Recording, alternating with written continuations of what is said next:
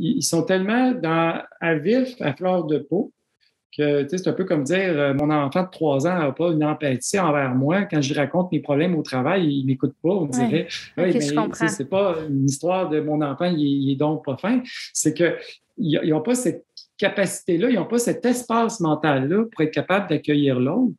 Que c'est sûr que ça tourne souvent autour d'eux. Que quand ils appellent leur ami à 3 heures du matin, « Ah, une chance que tu es là. » C'est beaucoup en lien avec eux-mêmes. Là. Vous écoutez La Talenterie, votre meeting du vendredi.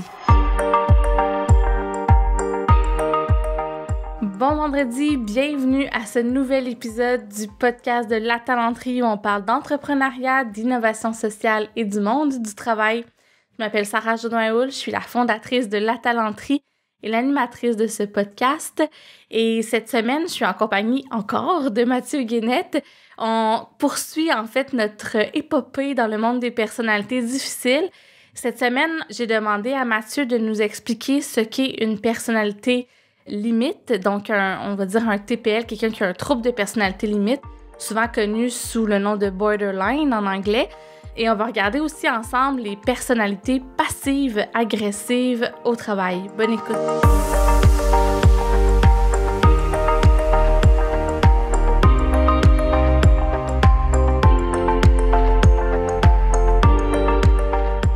Salut Mathieu! Ouais, salut!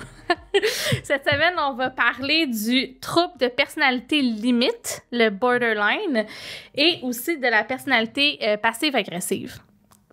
Ouais. Ouais. Fait que là, on va y aller. On va commencer par le TPL, si tu veux, le borderline. Ouais. Peux-tu nous expliquer sommairement ce que c'est puis comment on peut décoder une personne qui aurait ce trouble potentiellement? Donc, on dit TPL pour trouble de personnalité limite. En anglais, c'est borderline, mais à ne pas confondre avec une personnalité bipolaire. Et d'ailleurs, les psychiatres font des erreurs souvent de diagnostic. Que bipolaire, ça se guérit avec des... Ben, ça se guérit pas, mais ça se traite grâce à une médication. Tandis que les personnalités limites, c'est des troubles de personnalité. Donc, c'est pas... Ben, on peut traiter avec des médicaments pour descendre les symptômes, là, genre un calmant, là, mais il n'y aura pas un effet neuronal, comme pour un bipolaire. Donc, c'est des gens qui se caractérisent par leur instabilité. Leur instabilité à différents niveaux. Au niveau de leur identité, de qui suis-je. Donc, ils ont souvent un sentiment de vide très profond. Ils se cherchent énormément. C'est des gens aussi qui vont, au niveau de leurs émotions, aller dans les extrêmes. Et c'est très facile de les confondre avec d'autres troubles de personnalité parce que par moments, ils peuvent nous faire penser à une personnalité dépendante. À des moments, ils veulent être en fusion avec l'autre, puis l'autre est la personne la plus merveilleuse. Mais quand ça ne fonctionne pas, parce qu'ils sont dans l'intensité, c'est le tout ou rien. Que tu es la personne la plus fantastique au monde, tu es comme ma meilleure amie, mais la journée où tu me dis, hey, finalement, Mathieu, je ne pourrais pas être là au rendez-vous. Ah, mais là, tu m'as trahi. Ah, puis moi, je t'ai donné tant d'amour. Ben oui, mais là, ça fait juste te dire que. Puis, et là, ça passe d'un extrême à l'autre. OK. Et que c'est sûr que c'est extrêmement déstabilisant pour les gens autour. Et ils peuvent vivre une émotion avec une profonde intensité pour après ça être dans une émotion complètement différente dans un très court laps de temps. Et que là, des fois, ils peuvent nous faire penser à la personnalité dépendante quand ils sont en fusion, mais des fois, à la personnalité paranoïaque quand ils sont dans méfiance extrême. Des fois même à une personnalité antisociale quand ils décident de se venger parce que là, ils en ont marre. Ils peuvent aller vers la criminalité parce que là, ils sont dans tout leur état. Ouais. Mais après ça, ils regrettent. Ils se sentent coupables. Puis là, ils disent « Ah, je peux pas croire. » Puis là, ils peuvent se mutiler. Ils peuvent faire des menaces de suicide ou se suicider, faire des tentatives de suicide. Et c'est ce qui fait en sorte que ceux énormément, eux-mêmes ont des difficultés à suivre. Puis ils sont beaucoup tentés d'aller vers des sensations fortes. Parce que quand tu vis des sensations fortes, tu vas te sentir vivant. Quand tu te coupes, ben, tu vis quelque chose, tu vis une expérience. Et souvent, ils vont aller dans les extrêmes. Donc, l'alcool, la drogue, conduire vite, les sports extrêmes, au niveau de leur sexualité aussi. Et ça peut varier. Ils n'ont pas toutes les mêmes cibles. Okay. Et Et ça, évidemment, vu qu'ils se cherchent continuellement, bien, pour les gens autour, c'est difficile, ils sont durs à suivre. Puis, ce qu'il faut comprendre aussi, c'est qu'ils sont charmants par leur authenticité. Contrairement à l'histrionique qui change souvent parce qu'il change d'idée, parce que tout simplement, il veut capter l'attention, c'est un jeu. Eux, ils croient. Là. Quand il dit « t'es ma meilleure amie », c'est sincère. Même si une heure après, elle dit « écoute, tu m'as trahi, puis je ne veux plus jamais rien savoir de toi », mais le moment où elle te dit ça, cette personne-là, elle y croyait et elle va aller nous chercher. Ouais. Puis après ça, ben, c'est des gens qui peuvent nous appeler à 3 heures du matin en pleurs, en disant « Ah, mon Dieu, ma vie, c'est une catastrophe, je pense me suicider. » On va créer des liens avec eux, mais après ça, ça devient difficile. Puis la frontière, on dit borderline, la frontière entre le professionnel et le personnel, là, elle ne se fait pas. Là, que t'es ma collègue de travail, mais moi, c'est comme si c'était mon ami, puis je vais te parler autant de ma vie personnelle, puis je peux te donner des détails très intimes sur moi rapidement parce que je vais me sentir en confiance. Puis là, tu dis, on saute des étapes, là, mais c'est typique. Puis, donc, j'ai envie de te demander, tu sais, souvent, on disait, les personnalités, tu disais que les personnalités difficiles n'ont pas d'empathie. Est-ce que ça se peut que dans le cas du TPL, il y a une forme d'empathie? Si tu dis ils regrettent? Quand ils regrettent, en fait, ils se sentent coupables du résultat, mais ils n'ont pas l'empathie de dire comment toi tu te sens. Et c'est pas une méchanceté, là, manquer d'empathie ou en manquer d'introspection. C'est qu'ils sont tellement à vif, à fleur de peau, que c'est un peu comme dire mon enfant de 3 ans n'a pas une empathie envers moi. Quand je lui raconte mes problèmes au travail, il ne m'écoute pas. On dirait, oui, mais c'est pas une histoire de mon enfant, il est donc pas fin. C'est qu'ils n'ont pas cette capacité-là, ils n'ont pas cet espace mental-là pour être capable d'accueillir l'autre. Que c'est sûr que ça tourne souvent autour d'eux. Que quand ils appellent leur ami à 3 heures du matin, « Ah, une chance que tu es là. » C'est beaucoup en lien avec eux-mêmes. Ouais. Ils ne se disent pas, hey, elle va être fatiguée si je l'appelle à 3 heures du matin, puis elle va s'inquiéter si je lui parle de suicide. Là. Donc, c'est un facteur qui joue. Là,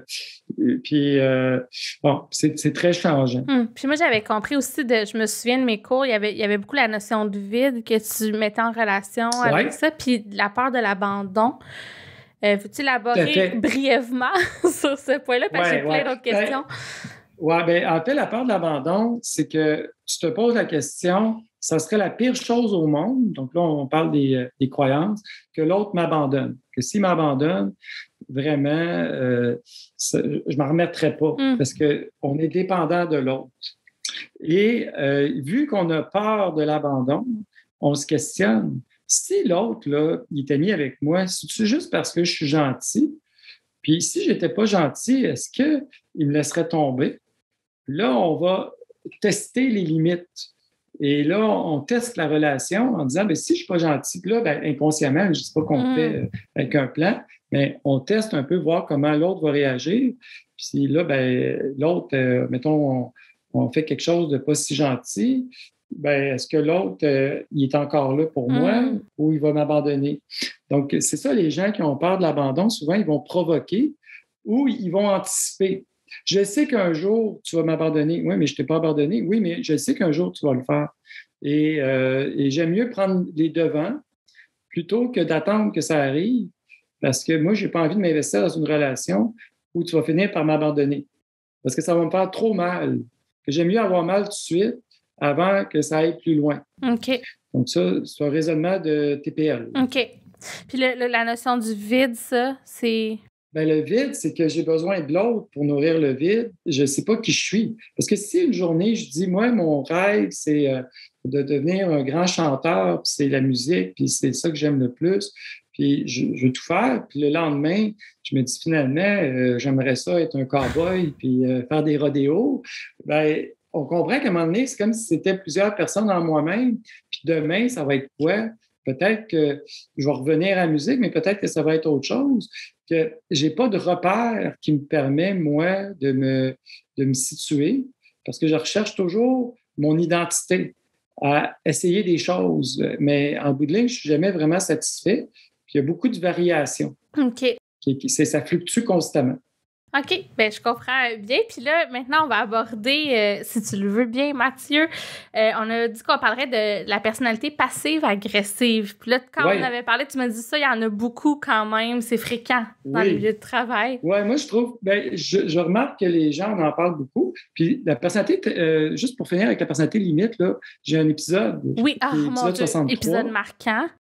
Oui, composé avec une personnalité limite, j'ai appelé comme bien simplement comme ça. Et j'ai une invitée dedans qui venait à mon cours, qui s'appelle Jade, et elle a le diagnostic. Et chaque fois, elle me volait la vedette complètement. Et là, elle est invitée dans l'épisode et elle raconte ses histoires. Et c'est fascinant. Là. Et moi, j'ai des médecins qui l'ont écouté pour me dire c'est intéressant.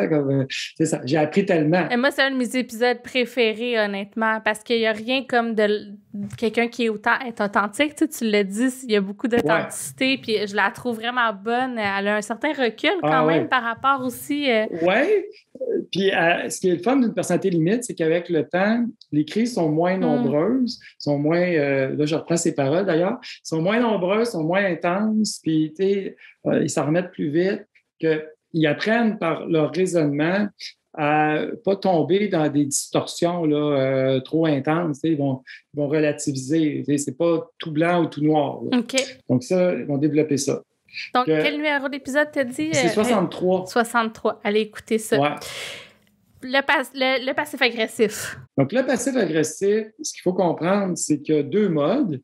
Il y a le mode où il est rebelle, puis il conteste l'autorité. L'autorité pour aucune raison, parce que l'autorité, ça peut être l'autorité hiérarchique, c'est mon patron, mais ça peut être aussi l'autorité parce que l'autre a une expertise, l'autre a un diplôme universitaire, moi, j'en ai pas. Donc, c'est complexé.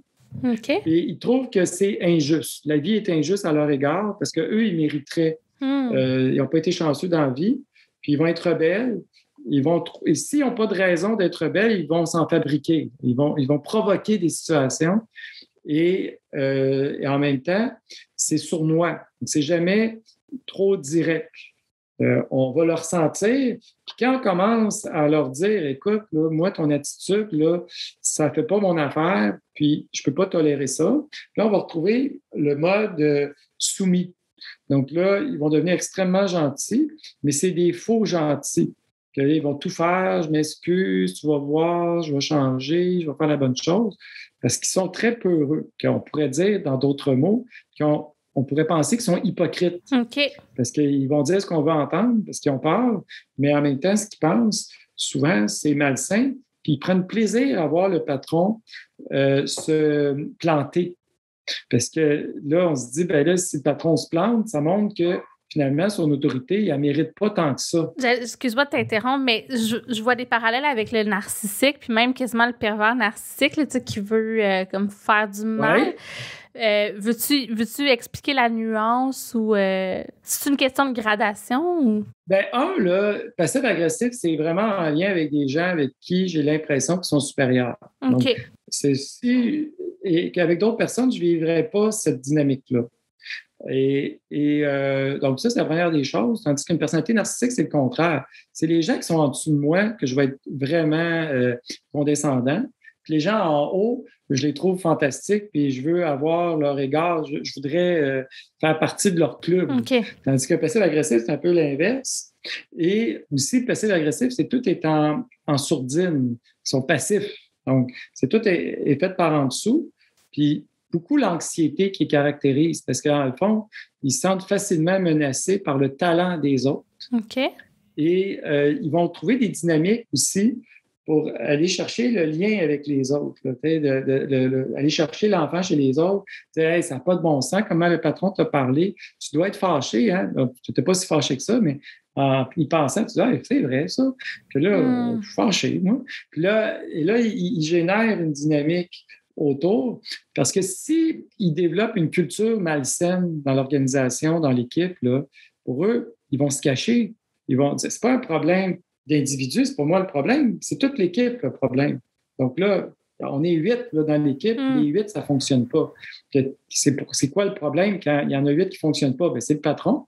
Et là, on va remettre en question la légitimité du patron. Puis là, le passif agressif, il fait « Yes, j'ai réussi mon bon coup ».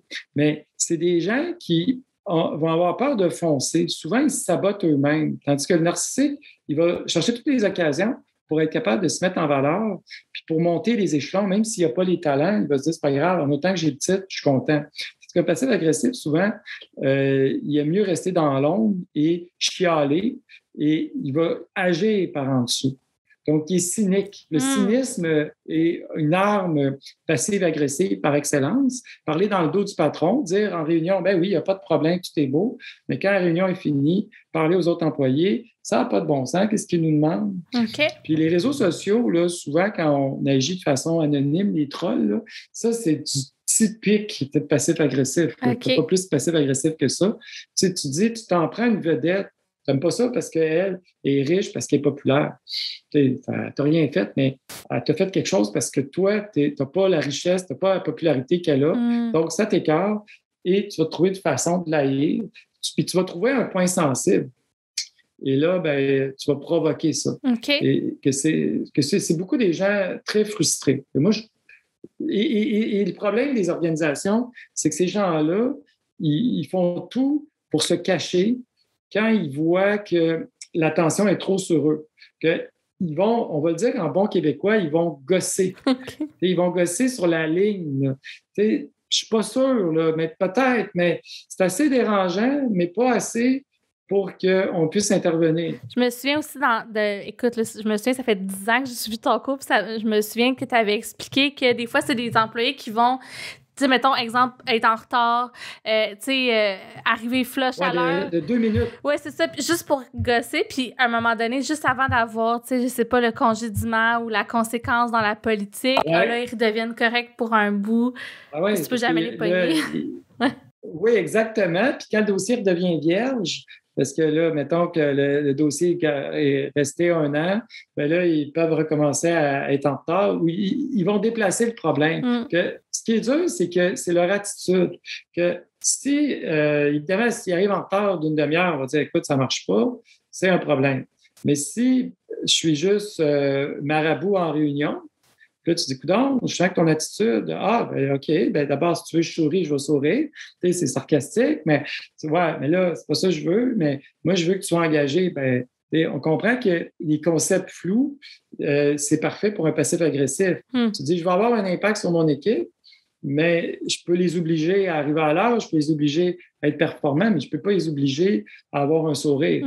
Que là, eux autres, ils ont mais ils savent qu'ils te dérangent en étant marabout.